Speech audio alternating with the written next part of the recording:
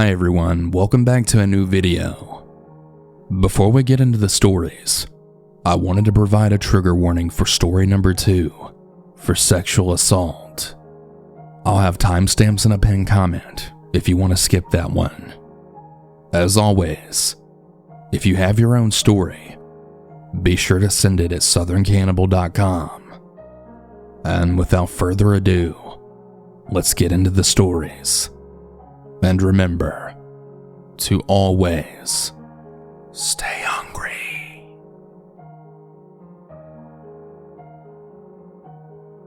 This is not my story, but the story of a teacher that I had while back in college. I'll call him Zeke.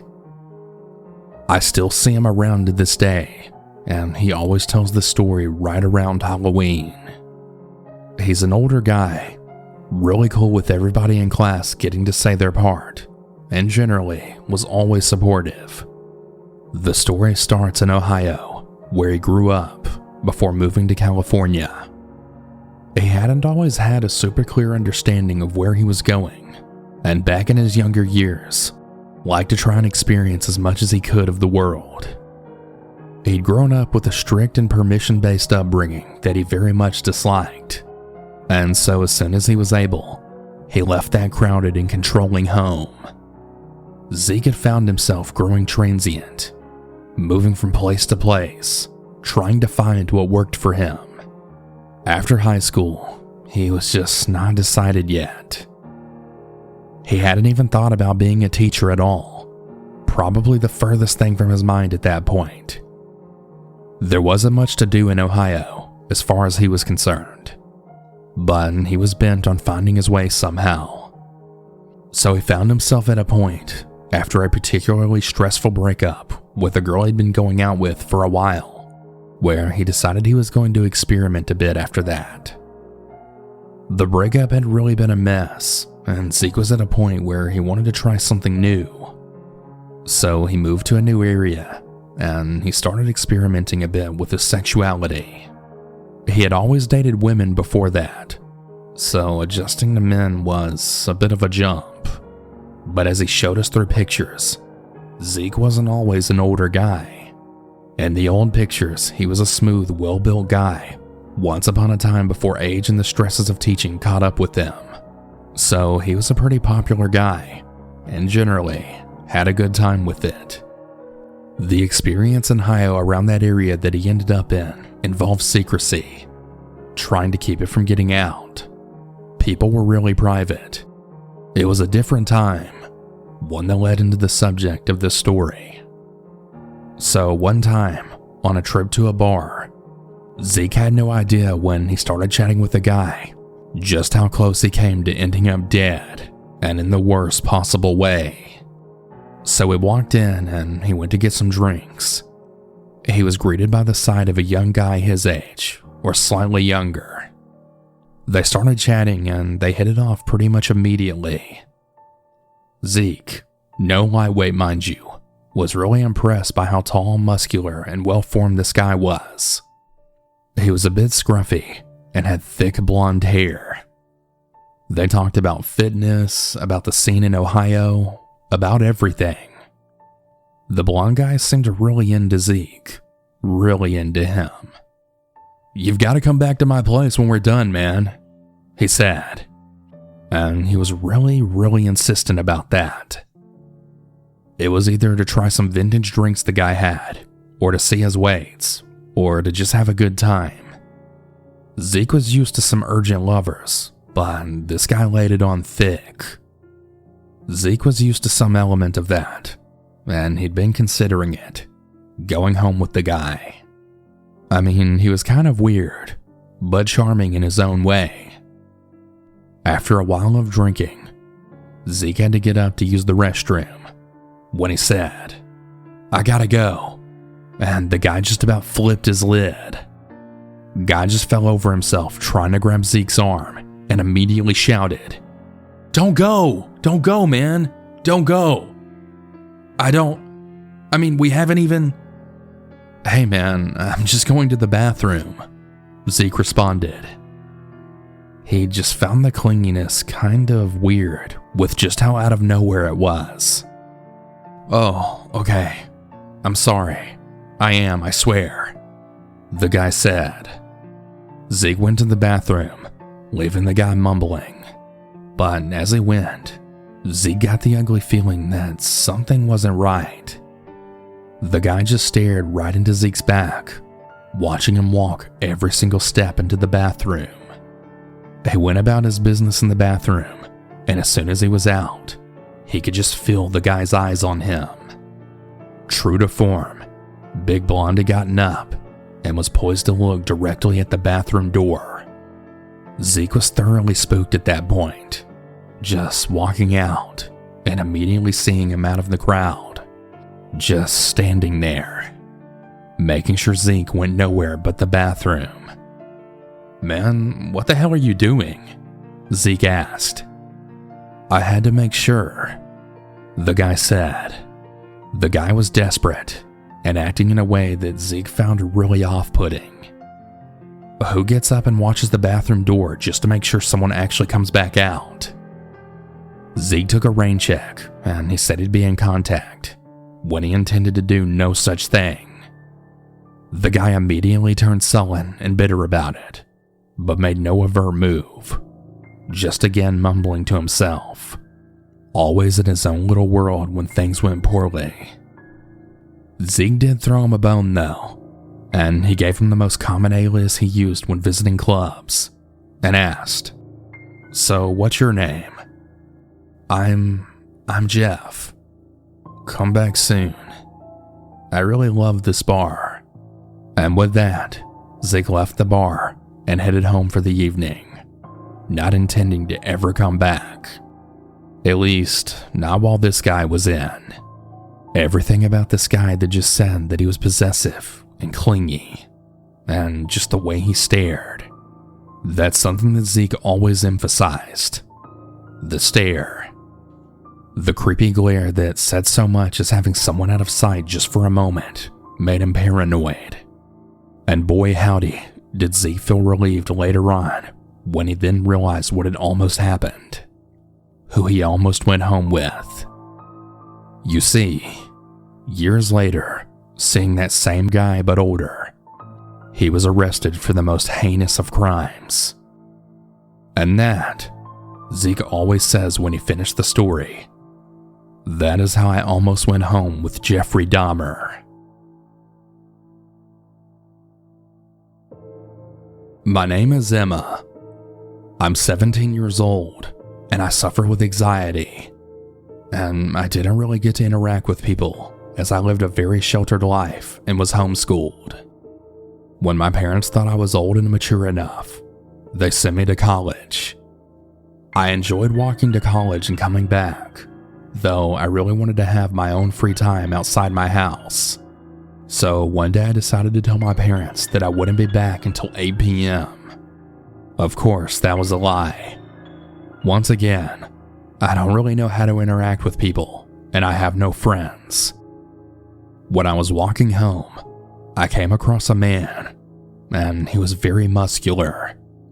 And this was stupid of me to do, but I just stood there in shock, looking at him. When he noticed me staring, he walked up to me, bent down up to my ear, then saying, "Hey, you're cute." I became even more stunned, and no words could come out of my mouth. He gently put his hand on my arm with an amazing tight grip, and he walked me up to a corner of the building. And to make it even worse, there were a few people there, mostly on their phones. He then started to grope me from behind. I was so scared, and I almost couldn't believe how bold he was. I eventually built up the strength to kick him in the dick and then run for it. When I came back home, both of my parents noticed how scared and out of breath I was. I told them what happened, and at once they phoned the police. I gave all the details on how he looked and what road we were on. The police still haven't found him, and my dad started to drive me to college. I'm really scared of being alone, even when trying to sleep.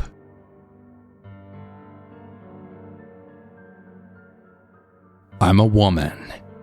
When I was a sophomore in college and about 19 years old, I was dating a woman who lived a couple of streets off campus in a studio apartment.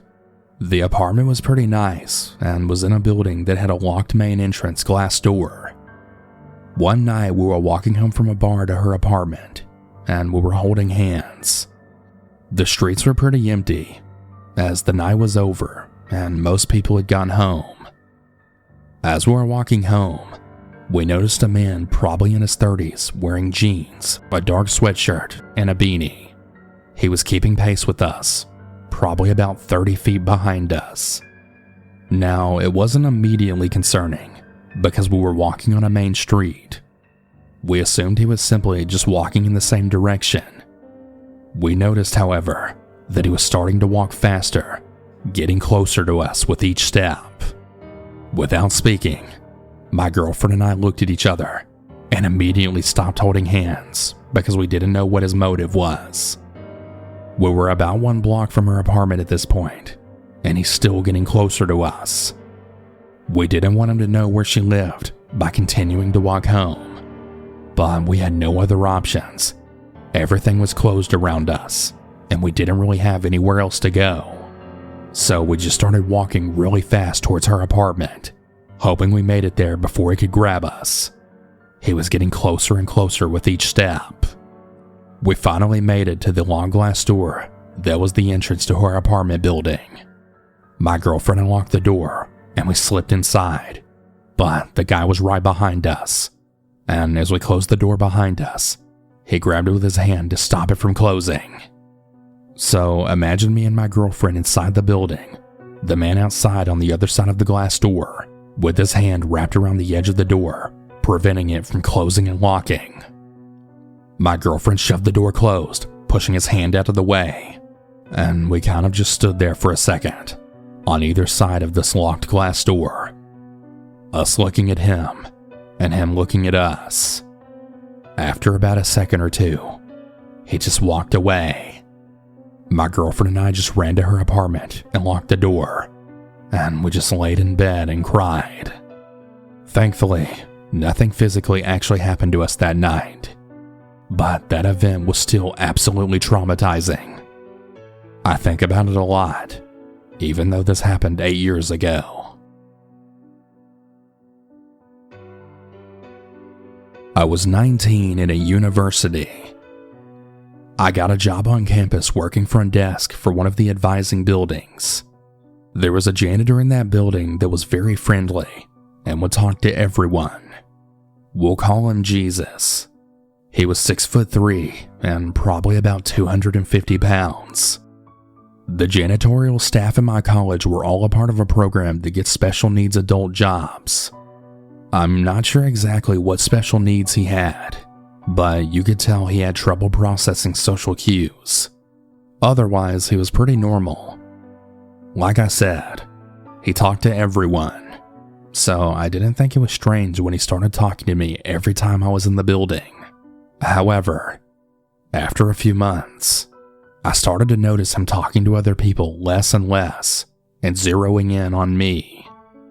A few of my coworkers told me that Jesus had asked them about me, asking where I was if I wasn't at the desk. And stupidly, one of my coworkers would tell him where I was and when I'd be back, so he learned my work schedule. Then, Jesus started making comments about me to my coworkers. Like, I like Rebecca. She's a skinny blonde, and I like skinny blondes. No one really thought this was weird because they knew he had special needs. And everyone just gave him a pass, saying he's just friendly. But I was freaked out by it. If I ever left the desk to go do something else in the building, he would ask where I was and come try and find me. One time I was in the copy room making copies. This room had one door and a skidding window next to it. I was facing away from the door making the copies, and when I finished, I turned around to find Jesus standing at the window, watching me. Now, as a 5'3", 110 pounds girl, this was really scary. I mean, I told my boss all about his behavior, but I was dismissed a lot, being told he's just friendly and that he really likes to talk to people. Well, it all came to a head when I was working a later shift one day. I got off at 6 p.m., while the advisors and the other people in the building left at 4:30. I was alone in the building, but this didn't really bother me because I knew that Jesus got off at 3. However, once 6 rolled around and I was packing up my things to leave, here comes Jesus strolling up to my desk. He positions himself between me and the way to the exit so I couldn't leave. He started talking to me. I don't remember what about anymore, and I was so scared. This was a huge man who I knew had an infatuation with me, standing between me and my exit, with no one around to help me. I was panicking, trying to think of some way to get by him and out the door, but I was coming up short. I just tried to keep him talking. I thanked the Lord that the one woman who worked upstairs decided to stay late that day and then came down the stairs at that very moment. She noticed the situation was off and immediately offered to walk with me home. She asked me which way I went to walk home, to which Jesus responded by telling her the route that I usually walk home. I thanked her numerous times afterwards for getting me out of that situation. Who knows what could have happened? And before people start shaming me because they had special needs, don't. It made it even scarier, honestly, because it was clear he didn't understand what was appropriate behavior and what wasn't. Who knows what he would have thought was appropriate in that situation, or what he had intended to do by staying 3 hours to wait for me to be alone in the building. He didn't drive, so he had to arrange for someone to pick him up 3 hours later than normal. He had clearly thought this through. Thankfully, with the support of that female coworker, we finally got him moved to a different building on campus. I didn't see him again after that, and I thank my lucky stars that he's now in a building away from the students on campus. I wasn't the first student he became obsessed with, and if he stayed in my building, I'm sure I wouldn't have been the last.